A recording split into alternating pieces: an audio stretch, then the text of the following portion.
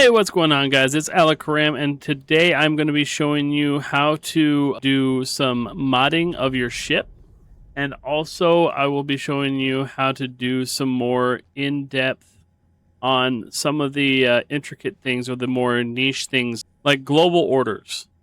So I know this is a lot to take in. That's why I kind of wanted to make this a separate video. But I feel like just this alone was not going to be enough for a tutorial video. I guess I could have just done like a quick 10-minute one. But I like to keep them around like 15, 20 minutes. So this is going to be a little bit of a two-parter. We're going to do some global orders, and then we're also going to be doing some ship modifications. So we're going to be starting off with the ship modifications.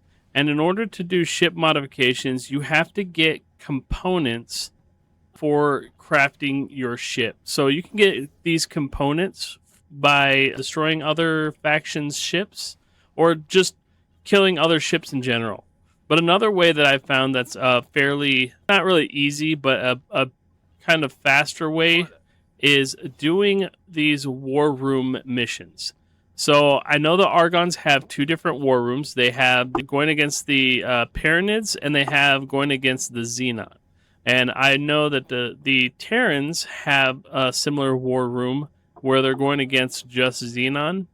And then if you go to the Talati, they actually have a lot of their missions are like, hey, trade for me here, or escort this trade ship, or mine this resource, or put satellites in this location. So it's kind of like the pacifist, whereas these are like legitimate war rooms, like, hey, we're going to go to war with the Holy Order, or we're going to go to war with Xenon. So all these faction missions, is what I would call them, are achievable by reaching rank 10, and then you'll get an invitation to this special faction representative. So I'm gonna just show you how to enroll with one of them. But he gave me a little bit of a little spiel of how the war goes. If you want to read more into it, you can. I would suggest you take the time and listen to them yourself. Get yourself a little bit of backstory as to why they're going to war with them. And then it's just going to tell me about the certain stuff, and see you can ask him about the conflict about yourself. But we're just going to get started. So now he's just telling me that I can find all the new tasks in my mission finder, or, well, in this case, the map. We're going to go on over to the map. We're going to go to mission offers. And now, as you can see, we actually have guild mission offers here. We got the Argon versus Holy Order. We have Argon versus Xenon. And then you also have terraforming. That's late game. So it's just kind of like you have way too much money and you just want to waste it all on something. This is what you would use it for. But what you want to do is you want to go into here, and depending on your strength, I should say, of your fleet, there's multiple things that you can do. Like, you got deterrence. This one is an exceptional shield generator coil. This one is a paint mod. This one is multiple. So, and it's an easy too. So this one's going to give you multiple parts for equipment modifications. So this would be a good one to pick up. And it looks like all you would do is you would just put a satellite required in hostile space and another one. And you can check what these briefings are by opening it up. I guess you have to accept it before it shows you. But it will tell you what you need to do. So like this one, most likely, is you're going to go to the Holy Order of the Pontifex, and you're going to drop a satellite in their area. I'm going to accept it just so I can see. And if you go back over to your mission manager, you should now see it under guild missions. So yeah, now you can see what they actually want you to do. So this one is achieve coverage, deploy satellites in specified areas. It's just saying area of interest 80.25 kilometers. It wants you to get a coverage of 80.25 in their location. So you just come around here and you just deploy until you have 80.25 kilometers worth of satellite coverage, and then you'll complete that mission. And then for our eyes only, they apparently want you to, I think it's, scan just a specified ship. But that's one of the, not easy ways, but one of the ways that you can get ship components fairly quickly is by doing these guild missions. But anyways, let's go on over to my shipyard, and we're going to show you, I'm going to show you how to mod your ship. All right, we're here at my shipyard, ship wharf. It's kind of a mix of both. So we're just going to go over to the location. All right, before I was so rudely interrupted, I got locked in there because my ship took off. But what we're doing, we're at a shipyard / wharf, and we can go to the ship dealership. And this can be for any ship station. It doesn't have to be your own personal. But you come over here, right when you come out of there, you look over here to the right. It's always going to be in the same area pretty much. You have a crafting bench here. So then you have the workbench. Now one of the stipulations of being able to do this is you have to have the research unlocked. So in the research, you have a basic, advanced, and exceptional. The basic is pretty much just doing like one job for Bozo, and then that's it. You have it unlocked. So you can get basic as soon as you get a HQ. You just have to do the quick little mission that they give you. For the advanced, you would have to have resources, and the same for the exceptional, you have to have resources. But you can always get the basic right off the rip. Now, to mod your ship is very simple. Just go into your workstation, and you can see you have different qualities. You have to have them unlocked in order for you to see them. If you drop them down, it tells you what you need to craft it and what the effect is. So if we go to enhanced, a little bit better quality, tells you what you need, and it gives you the effects, and up to 2 random properties. It says 2 more properties, but they're randomized for this specific thing. Same with the exceptional. Exceptional is like this one is really cool. Illegal wear concealment. It gives you 100% chance to conceal, and all this does is if your ship gets scanned by a police ship, it will completely cover the wares of that ship by 100%. So that means that they would not be able to detect your illegal wares. Now, if it's legitimate wares, they can still scan it. So the pirates would still be able to see your legitimate wares. But now you have a couple other ones here. You have the hazardous region reduction mod, which is really nice, especially if you want to mine a hazardous region. You got the mass mod, which reduces the mass of your ship so it can essentially go faster. And you have the radar visibility mod, which decreases the visibility of your ship. So it essentially, this is what would be like an anti-piracy mod. And then this one would be an anti-police mod. So that's the difference between these two. I guess this one could also be for police too, but you can only have one. Yeah, you can only have one chassis modification. And there's other ones. You have a turret one that you can have exceptionals, and it's per turret as well. You have a shield mod, add 1 engine modification. Then of course you have your paint mods. So like I could do the art of distraction, give it a new little paint or an alabaster. Oh wow, that's really white and kind of cool actually. We're gonna leave that one on, but we're gonna go ahead and modify the chassis. So one thing that I would do for the chassis is I would do the mass mod. So that'll reduce the mass of my ship, which would allow it to get more speed. So I'm gonna install this one. Now you see it says up to 1 property, and it gives you a ship mass of -910 to -2310. So keep in mind, you do not have to keep this mod. You can install it, and it gives me 1690 and 1981 for drag, and you see my stats went up a little bit. You can dismantle it. It will give you the resources back, and then you can install it again. Now, the only problem is when you receive it back, as you can see, the Nevidium Crystallite, it only gave me 1 back instead of 3. So you do have a spending resource in a way. So if I install it again, see I have 132. If I dismantle it, it'll be 133. Now you can install it again, and there's also a reassemble, but it will take your expenditure resource. So I'm gonna stick with that because that's almost max. So it's 1910 to 2310, and I don't want to spend too much of my Nimidium crystallite because if I spend it all, then I can't do anything else.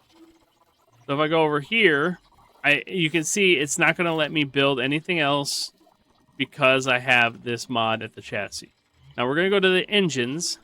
Since this is a trade ship, we want to beef up its engine. So we're going to go to the exceptional mods. And as you can see, we do have an exceptional engine fuel injector that you will always get back if you disassemble or reassemble it. So it will spend these two resources every single time you do a modification. So we're going to go ahead and we're going to do the travel thrust mod because it also gives you up to 6 other properties. So not only do you have the travel mode thrust increase, but you also have 6 additional properties for it. Now, if you go down 1, you'll have the exact same thing, but it'll only be up to 1. But it will give you 20 to 25, whereas this one is 10 to 30. So you kind of have a trade-off between each different quality. Like if I go to this one, it's 35 to 45 with 1 random property.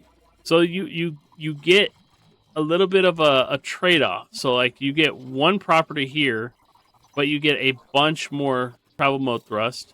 So you're guaranteed around 25, or almost guaranteed 25, but you only get 1 property.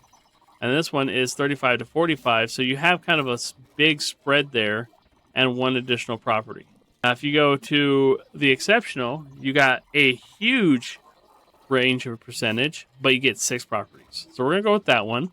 I didn't get that good of a travel mode thrust, but look at my travel speed. It has now gone up significantly more.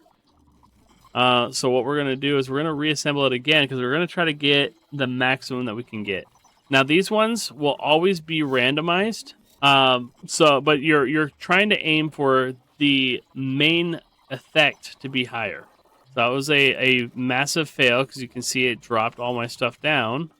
Reassemble it again. And that was a massive success. We got 28, which is almost max. So we're going to stick with that one. Then we're going to go ahead and we're just going to do the shields just so you can see it. You got 3 different ones. You have capacity, recharge, and capacity. So the reason why you have 2, you have one that's up to 2 properties, and then you have one that's just shields. But you have an insane amount of chance. I believe you have the same over here as well. So, yeah, you have 2 different thrust modules here, too. Or no, you only have 1. Never mind. I thought that was another one, but it's just the 2. So you could also do just forward thrust, which is normal speed. And you do rotation thrust, which is your thrusters. So you can turn faster. And you got your boost, which is, of course, your boost. But anyways, we're going to go back to the shield. For shield, you have 2 different type of capacities. You have one that'll give you 10 to 30, or you can go 30 to 70. The nice thing about the one that's 10 to 30, yeah, it's lower, but it gives you 2 properties. One that's going to be 0%, or one that's going to be 100%. I'm not entirely sure why it says 0, though. But we're going to install this one so you can see the different properties. So it gives you recharge rate and recharge delay. Oh, it's 0 because it's negative. It's a negative value. And this was going to be a positive value. Got it. Okay. I actually didn't even know about that. But you can reassemble it to try to get up to that closer to that 30. I got 16, 12, 19, 26. There we go. And we got a really good recharge delay and a really good recharge rate. And so that popped me up to almost 1,000 shields. So now we can go to the turrets. And then this one, you'll have individual ones. So same thing with this. You actually have more selection in basic and advanced.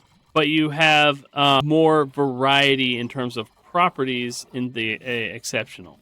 So if you wanted to be very specific in what you wanted to do, you could go to enhanced. Like say we wanted the recharge rate or the cooldown rate of these to be faster. You have multiple cooling mods here. You got 21 to 27, 19 to 30, and 5 to 25. And if you notice the difference, this one is a lot closer in range, only one property. This one is a little bit more spread out, 2 properties.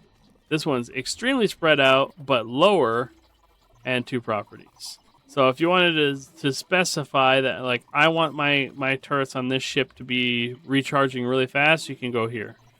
Now you can see this actually applies a negative effect. So you can reassemble it, but that's the bad trade-off of the enhanced quality and the basic quality is it can be a positive or a negative. The exceptional quality will always be a positive. So if I reassemble, you can see that's actually really freaking good. Almost 100% reload, but my damage has gone down significantly. And then my cooling is almost, it's almost maxed. Yeah, that's the difference between these. Now, if I go over here, I dismantle this one and I go for one of these. So let's go with this one, since it's got such a wide range. If I install this one, you can see they're all positives. So that's where the exceptional is better than the enhanced or the basic. The enhanced, you have a chance of getting bad stats. The exceptional, you will always get good stats. So that one we got 23. Let's hit it again. Oh, we did get a little bit of a negative there, but it still is not as bad as being an enhanced. Refresh again. There we go. We got 33, which is almost max on the weapon damage. So we got 33, 7, 32, and 11. I didn't get much in terms of like reload that I had before, but that's one of the trade-offs that you're going to be getting. I can show you one of these. We're going to go with the cooling. So this one's literally just cooling. If you go to this one, you see how all the cooling ones have one more property. This one is straight up just cooling. This one is going to be damage with 2 additional properties. And the reason why is because most likely you are going to get a negative property. The reload has only 1 quality, but you can be negative or positive. But let's just do this one, and you can install it and see. I got almost maxed cooling on that. That was insane. Almost maxed by 3%. That's a wild grab right there. And I'm going to just go to slot 2, and I'm going to do the damage mod so you can see. So you get it's going to probably always give you 2 negatives. I'm going to re-roll it a couple times. Oh, we got a positive. So your trade-off for basic is you have a higher chance of getting a negative value. And that is it for the modifications. If I had weapons on this ship, which you don't have weapons on some of these trade ships, you can also modify each individual weapon. So now, this ship originally had, it now has 3807 for its travel drive. So if I dismantle this, look at how much it went up. It went up 1200, like 1130. 1130 is what it went up with just 1 mod on 1 engine. Imagine if you had 2 engines on this. So if you're planning on modding a ship, get a ship with multiple engines. But that is going to be it for the ship modifications. I hope that helps you. And now we are going to move on to the orders. So to do orders, you have to go to your player information and you go to your global orders. Global orders will help you in terms of making sure your ships don't do something stupid. For instance, default global response to attack. You got you retaliate, use judgment, escape and deploy lasers, escape or ignore.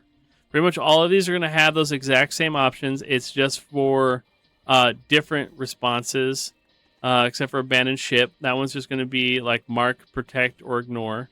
If you do mark, you would need to make sure that your ships have a nav buoy, or I think they use satellites, but I'm not 100% sure.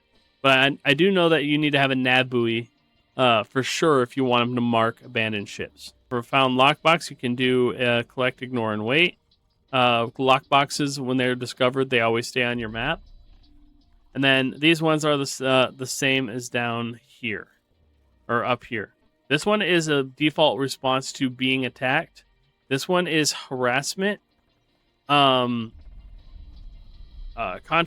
and interdictions. So you're going to have the same thing for that. And this is going to be different because it's if they find contraband on your ship, you can either tell them to collect it, destroy it, or ignore it.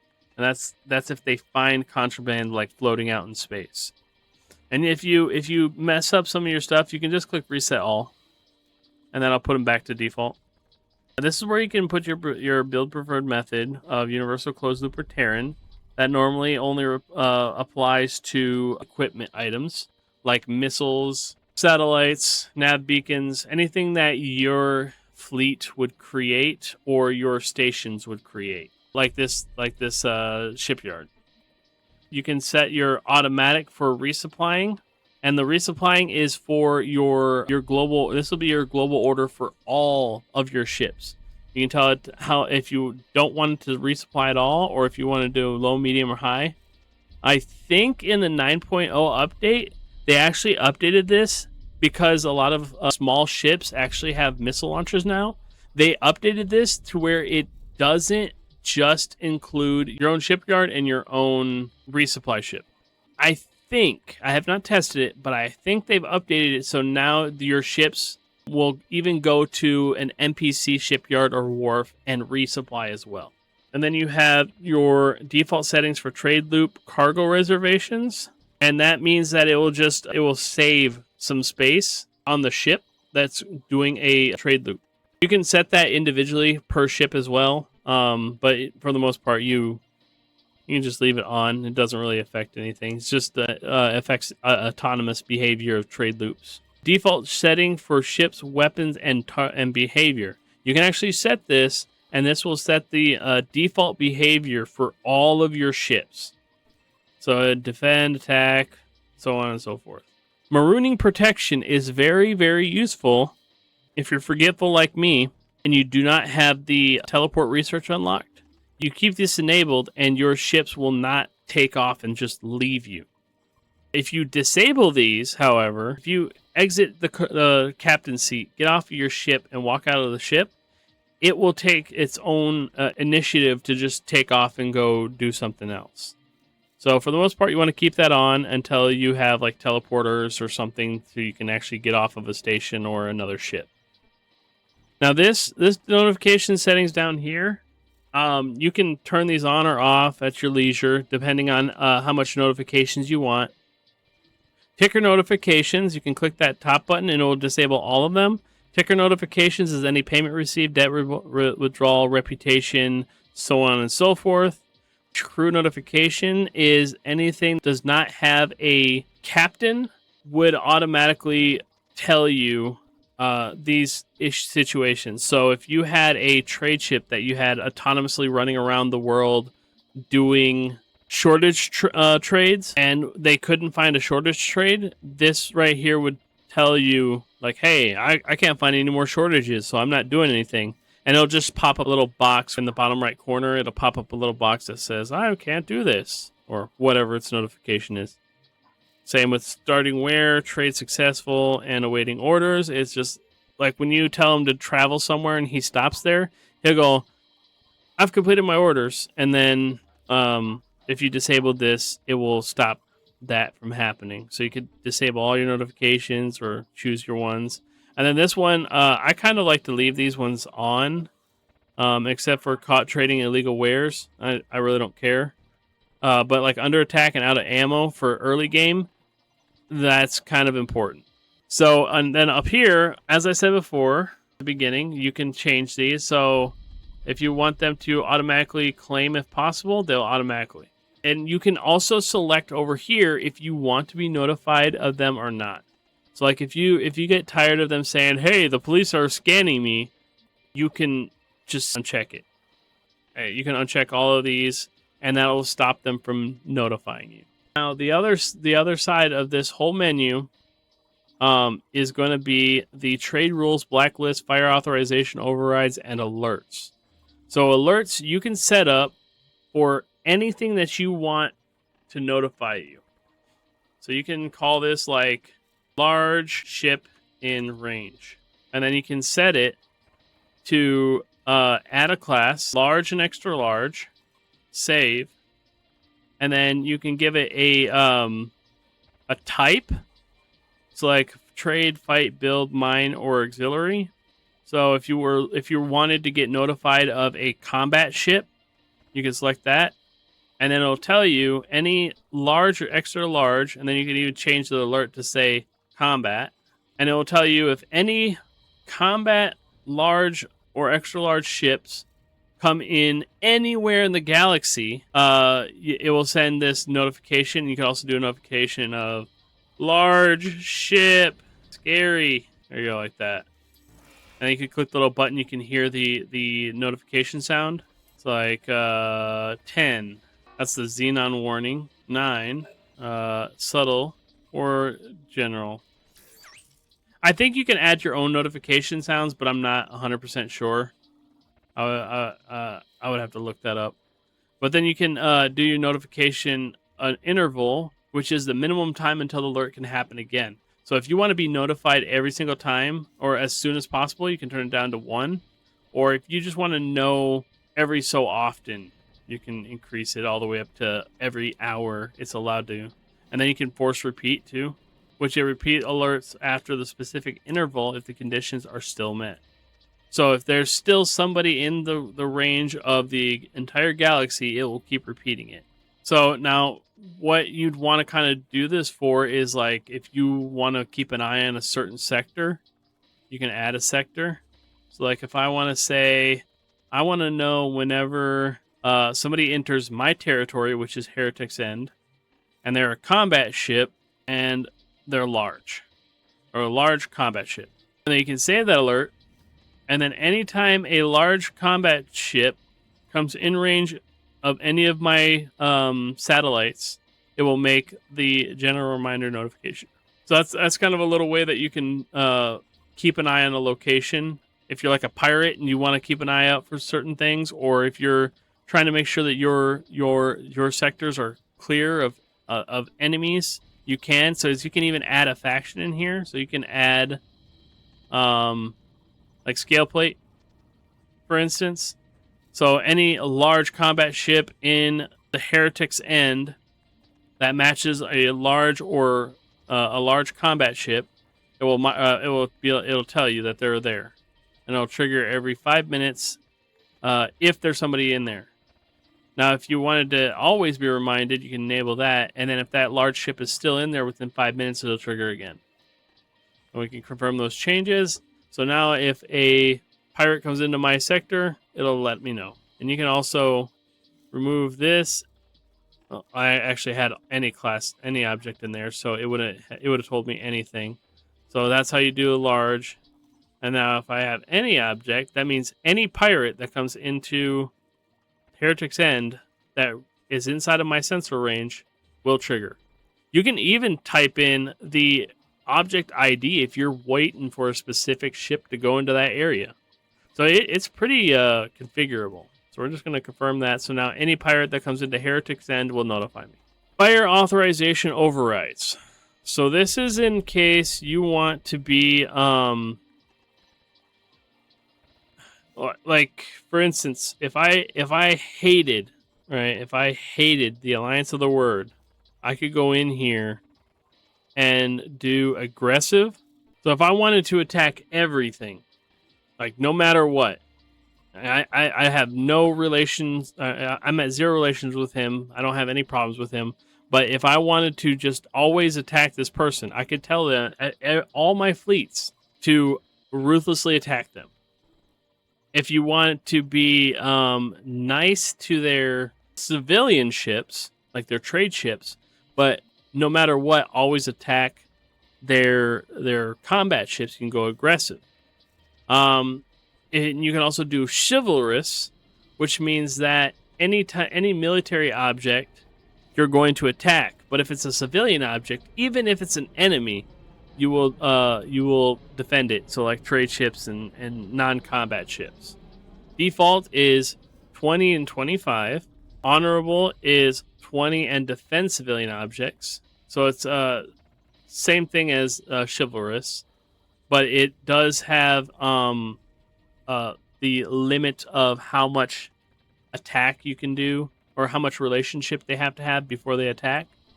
And then you have restrained, which allows attacks on objects relationship of 25 or below. And defensive is they will only attack if it's in a means of defending themselves. Default is just 2025. So that's like the default all across the board, but you can change it to your playstyle. And then you would save this override, and now you could apply this to individual ships, or you can set it as default. So I'm just going to name this one as default, and I'm going to save the override. Well, I forgot to check this. I'm going to check this and confirm changes. Now you can see I have the default authorization override, and it's going to be the default. You can make another one that just says selective attack. You can save that override, and you can just say, like, you want to have ruthless on these specific people. Confirm changes. You don't want to click that because then it will make it the default. Because you can see right here, it's got a little label, default. So now, if I wanted to, I could go over to my Minotaur Raider, for example, and I could go into the information, go to his individual instructions, and then I would go down to the fire authorization, and I can actually change this to the selective attack. So then he'll go around and attack those people that I told him to. So, and that all of these have that exact same thing except for alerts. The fire authorization, blacklist, and trade rules all have a default modifier, and you can have selective modes. So, for instance, if you wanted to do not go in Xenon territory or sectors, you can do sector travel, military and civilians, and you can do an add Xenon to it. And so now any sectors owned by the following factions, they will not do sector travel. And you can also do sector activities and trade restrictions, so you can have different types of blacklists. We're going to save that, and it says default is both. So when you select this little checkbox, that is what is the default. If you uncheck these and confirm changes, now it's just a selector you can add to a ship. But for the most part, you don't want your civilian ships going into Xenon sectors. That's crazy. So you can mark it as do not go into Xenon sectors. Trade rules. This is where you can selectively change how your faction trades with other people. So one of the main rules I always go for is self-trade. Whenever you want to have a station or a ship only trade with your own faction, you would do this, and you could click restrict all factions, and it will select only yours. And then you can confirm changes. So what that does is, right now, it is just a selectable item. So if I go into here, I go to logical overview, and I go to the fabrication, I can change this to self-trade. That's going to change it for all of these. So these guys are going to still build. They're going to take my dang resources. But after these guys build, nobody can buy from my station anymore. You can do the same thing with trading. If you go into the information and individual instructions, you can change your trade rules to only self-trade. When it's on no restriction, that means anybody can trade with this. And here's your sector travel. So when you put a sector travel or a blacklist on the station, it applies to the station's subordinates, so like the traders and stuff. And you can also do this, and you can also do this as well. So it will blacklist whatever you tell it to from there. So that is all for this tutorial. So if you have any questions or comments, or you want to see me do some more tutorials on more niche items, let me know down in the comments below. Leave a like on this video and subscribe if you want to see more. I hope everybody has a great day, and I'll see you guys in the next one. Peace out.